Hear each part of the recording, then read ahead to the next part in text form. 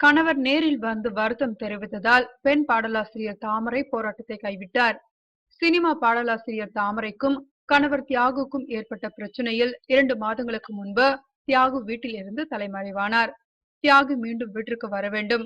20 ஆண்டுகளாக தமிழக மக்களுக்கு என்ன சேவை செய்தார் என தமிழ் சேவையாளர்கள் மூலம் குழு அமைத்து விசாரிக்க வேண்டும் என வலியுறுத்தி சென்னை சூளைமேட்டில் உள்ள தியாகுவின் அலுவலகம் முன்பு தாமரையும் மகன் சமணனும் கடந்த 27ஆம் தேதி போராட்டத்தை தொடங்கினர்.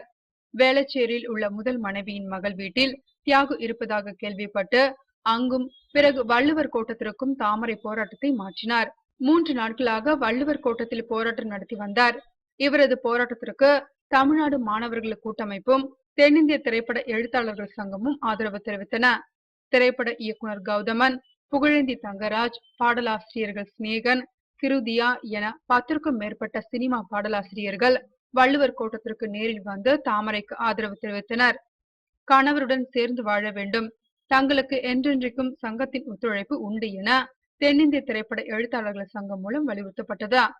இத்துடன் சங்க நிர்வாகிகளின் சார்பில் தியாகுவுடன் பேச்சுவார்த்தை நடத்தப்பட்டது. இதனையொட்டி வள்ளுவர் கோட்டத்தில் போராட்டம் நடத்தும் தாமரையை அவரது கணவர் தியாகு இரவு 9:30 மணி அளவில் நேரில் வந்து வருத்தம் தெரிவித்தார். தாமரையின் விருப்பப்படி நடுநிலை விசாரணை குழு அமைத்து விசாரிக்க சம்மதம் தெரிவித்தார். கடந்த 8 நாட்களாக போராட்டத்தால் உங்களுக்கும் மகன் சமணனுக்கும் ஏற்பட்ட உடல் துன்பத்திற்காகவும் மனவேதனைக்காகவும் உளமாற வருந்துகிறேன் என்றார். பிறகு தாமரையையும் மகன் சமணனையும் வீட்டிற்கு அழைத்து சென்றதால் தாமரையின் போராட்டம் 8வது நாளுடன் முடிவுக்கு வந்தது.